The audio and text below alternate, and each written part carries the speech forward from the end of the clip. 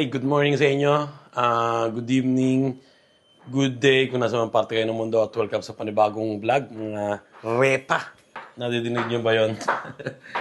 Tatadtad na si Mrs. ng ampalaya. Ito yung binili niya kahapon. Ayan Pipreaser mo? Pipreaser niya para yun, hindi masira kasi maninilaw to eh. Lumalambot din na. Lumalambot ba yun? Ayan Magkano bili mo dyan? 9? 9 euros. Ilang piraso yan? 6 yata 7. 7. Grabe, kakagising lang namin. Anong oras na? 9:30. At yun nga, sobrang saya ng party kagabi. Nung naimbitahan kami doon sa birthday ng kaibigan ng anak namin panganay. Ayun, kain muna kami. At thank you Lord. As usual, sinanag. At walang kamatayang embutido. Last na to ng embutido. Ayun, nilabas ko na si Posty, yung aso namin. At mamaya pala punta kami dito sa isang event dito sa malapit sa amin, sa park. At nag-organize yung mga Pilipino ng Araw ng Kalayaan. Malapit lang dito gaganapin, dun sa may park. So mamaya pa naman yun. Hapon pa daw, mga alas 3. Alas 10 pa lang ngayon. At mag-grocery lang kami ni Mrs. And ayun, punta na kami sa part-time, di ba? Sunday ngayon. May part-time kami sa sentro. So, let's go. Ayun, punta na kami sa trabaho. Sa part-time. Nanay, telepono? Hindi nyo naubos? No. Hindi naubos yung vodka. Ang init na ngayon. Kanina ko pa hinihintay si Mrs. Kala ko naman bababa sa garage. Kanina ka pa batakos? Kasi, Hindi ka pinawagan. ay.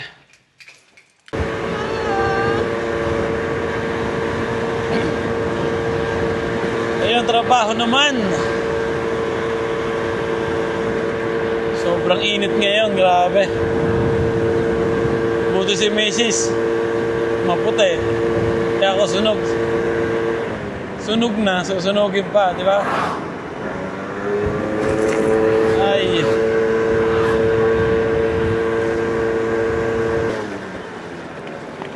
Ang init.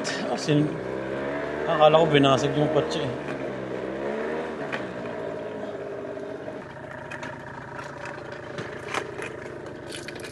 Ay, dito na kami.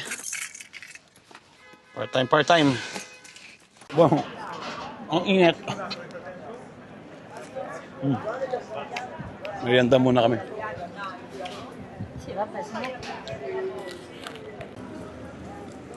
Ang pizza. Ay, tapos na kami magtrabaho. Alas 2 na pala. Independence Day. Pupunta pa kami sa Independence Day ng mga Pilipino dito. Uwi na sa bahay. Let's go. Diyan ko muna harap yung camera sa unahan. Mamanawa kayo sa mga mukha namin. Ayan ang lugar namin dito sa taas. Diyan nagtatrabaho si Mrs. Ito ang sentro. At punta na tayo sa kalsada papunta sa bahay namin. Ito yung tinuturong kalsada na palagi ng pababa. Pag papunta pataas pero pag pauwi na, pababa na.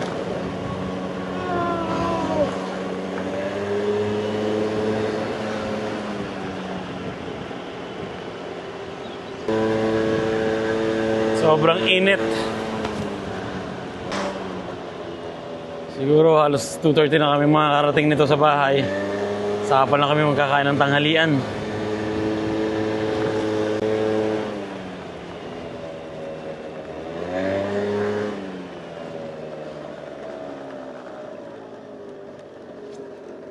Hintayin muna natin mag-green ng traffic light.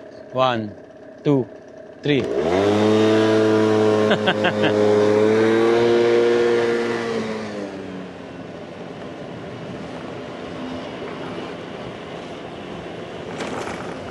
Dito hindi pwedeng mabilis ang takbo mo kahit pababa yung kalsada. May mga ano dito, sensor. Papakita ko sa inyo. kung paano sila nanguhuli kahit wala mga pulis dito. Nasaan na yun? Wala pa tayong makitang sensor eh. Wala yata, tinanggal na. Tinanggal na yata.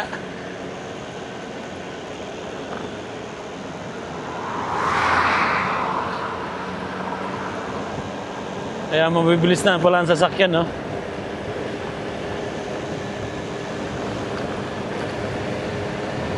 Tinanggal na nga, no? Ha? No, meron dito dalawa eh. Dati.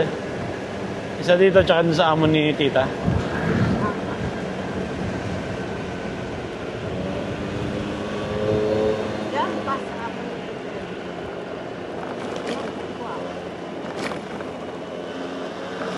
Yan, dito may sensor. Hindi ko alam kung tinanggal na rin dito. Yun. May nakita akong isa. Yung orange na yan, yan, may sensor yan sa loob. Pag overspeeding ka, mapipicturean ka nila.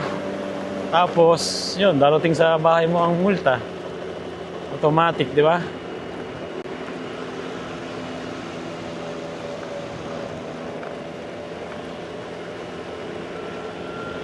Ito yung dinadaanan palagi namin linggo-linggo pag uwi ng bahay, pag alis sa trabaho.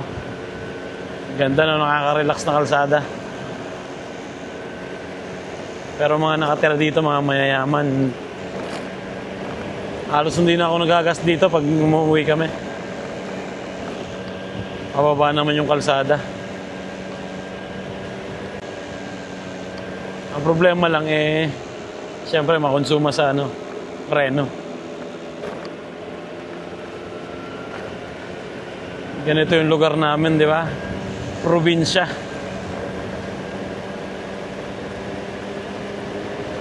Pag malapit na sa bahay, darating na yung mga parte na bahayan. Pero sa parting to, gubat. Ha? Ayan, dito may sensor din. Sa kabilang parte naman. Yan, yung parte na yan, yung orange na yan. Sensor yan. Hindi ka pwedeng mabilis sa harapan yan. Siguradong may multa ka, di ba?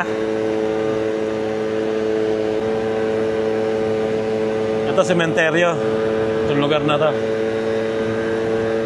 Pero awa ng Diyos, wala pa naman kami nakikitang dyan. Nagpaparamdam, no? Sa totoo lang, mas nakakatakot pa yung buhay eh. Kaysa sa patay eh. Mas nakakatakot pa si Mrs. eh. Ayan, malapit na yung bahayan. Ibig sabihin, malapit na yung bahay namin. Kumbaga parang syudad na to.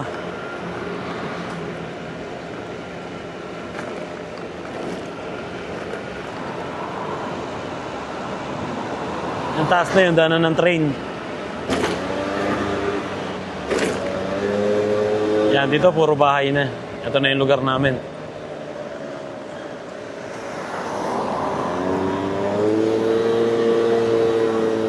Ang bayan ng Magigiting. Malapit na kami sa bahay.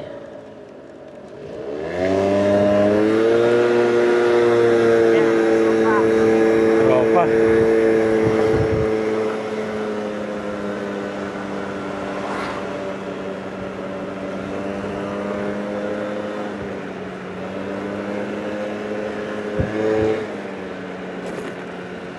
Ayan. Pagkaliwa nyo dito, bahay na namin yan.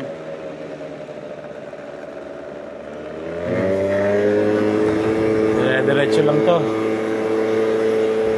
Dire-diretso lang ang biyahe.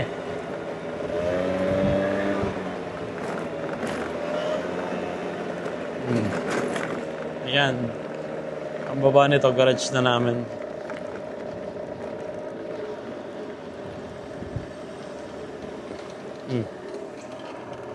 Yan ang aming gate.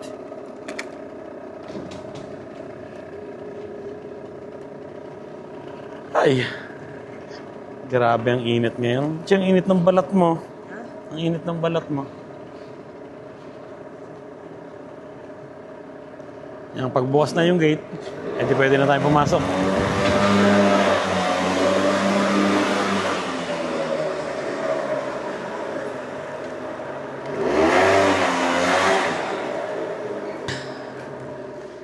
Grabe, nakakapagod. Pero importante naman, nandito na kami sa bahay. At makakain na ng tanghalian. Tapos punta na kami dun sa event na pupuntahan namin. Ang araw ng kalayaan ng mga Pilipino dito sa Italia. Dito na kami sa bahay. Sunog na yung balat ko. Dumating na rin yung ilaw na in-order namin. Ayan o. Amazon. Check natin kung okay ba. Nagluluto pa naman si Mrs. ng karne. Tingnan muna natin kung okay itong ilaw na to.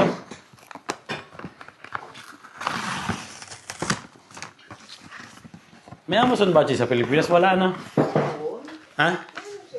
Meron. Ayan o. Doon naman yata ang Amazon.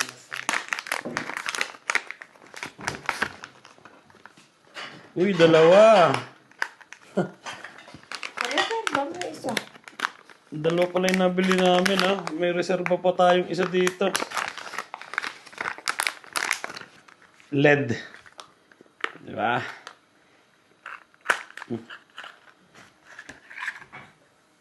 Ayan, ganun siya, oh. Malakas kaya ito. Ayan, oh. Wow. So, ayan. Kain muna kami ng tanghalian. Pagod na. At gutom. Ayan. Vegetable salad with mais. And pasta with tuna. So, kain muna tayo. Thank you, Lord. At let's go. Ay, anong oras na? 4:30 na. Ang umpisa ng program ng mga Pilipino ay 3:30. Lumipas na yung isang oras. Buti na lang may dumating sa bahay na nag-buzzer dito. Ayan sina TJ. Ayan. Hi guys. Hi guys. Hi! Diyan mo. Kain tayo ng mga pagkain Pilipino. Ang dami pagkain na.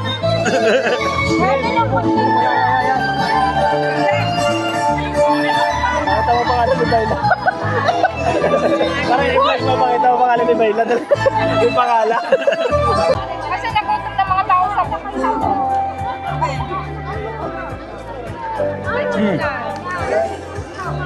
Hindi, tagalin mo nga rin. Ano yan? Pudeng. Udeng? With cheese. Pinagluto pa? Ayan. Ang sayo po na kami po sa pagpapakita ng pagliligawan, yung pagpapakita po.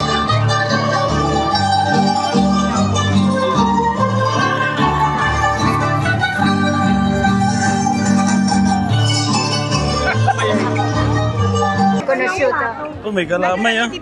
Handa na po ba ang mamang subitero? Ay, dolce. Dolce?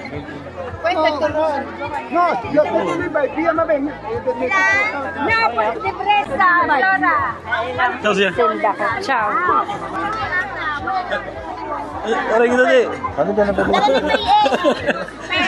Ako ka lang dyan. Lahat mo yan ay para sa inyo. Gusto mo yan? Ginawa ko lahat yan. Gusto mo yan? Kahit ano po. Puto? Bawa kita. Pre, pa yung puto, ha? Ayun naman ang pangulam. Pre. Pre. Hindi ko naman din ang nasa kanya isang Pre, pwede mahangin yung puto. ulo mo rin. Aray. Ayoko. Ayoko matamis. Sige. Easy ka lang, ha? At ngayon po ating namang mapapanood. Dami pagkain dito. Medyo guardarin mo. Sige po. May plado yan. Sasayaw po sila ng mamang subitero sa Ate Ano Chona, ta? Ay, yung... Ate Lisa, and Ate Mariby, Aruya? Oh, Maria. Nainita, Ate Lucy, Ate Jelen, and Ate Mila. Kahit ano.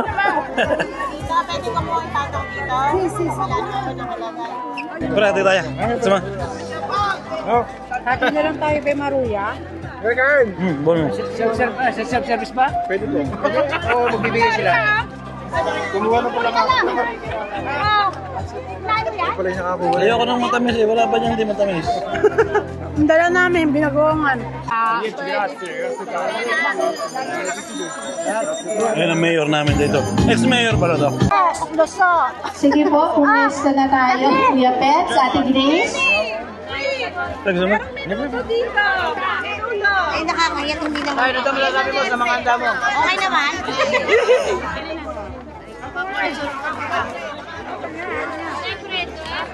Sabihin naman tayo Kaya nga. kumain na kumain. Ay, ka rin. Ha?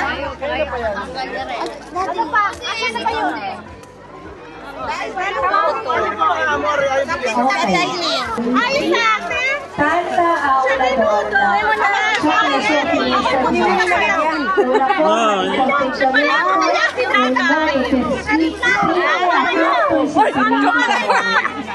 con un uomo spesso accompagnato da musicisti. Ang tinikling è una danza popolare tradizionale filipina originaria di Leyte, un'isola nella regione di Busog na busog na. Hindi lang naman kami nagkakaroon. considerata la danza nazionale delle Filippine ed è nota per i suoi movimenti e ritmi caratteristici. Una muna ko sa iyo, sir, ha? Anak ko na sinda ko. Aya, Pwede muna ako. at yan rin po yung syempre hindi sila makakasaya.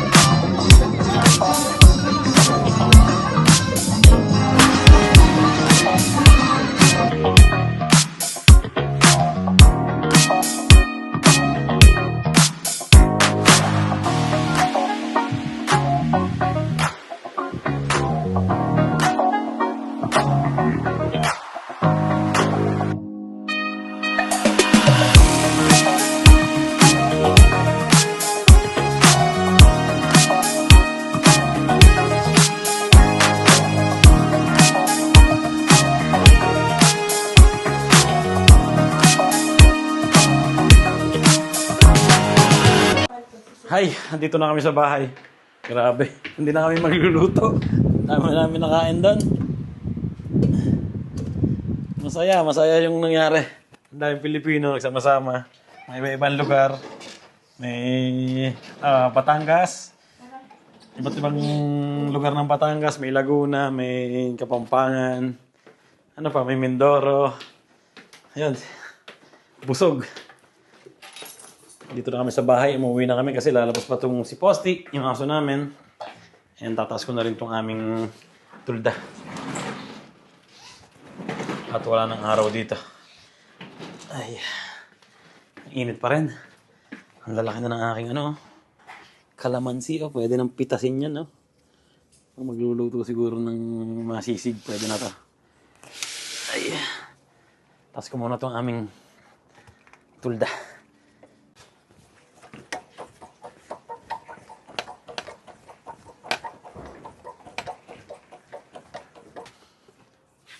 Bumili pala kami ng sili kanina.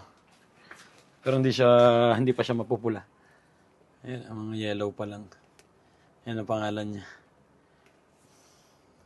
Hindi ko lang kung manghang to. Ang dami, daming bunga. 3 euros ang bili namin dito. Hindi na ako sumama sa paglalabas ng aso. Si Miss na yung naglabas at papalitan ko na yung ilaw ng motor ko. Para wala nang problema, di ba? Ay. At bukas trabaho na naman. Tahimik sa garage namin.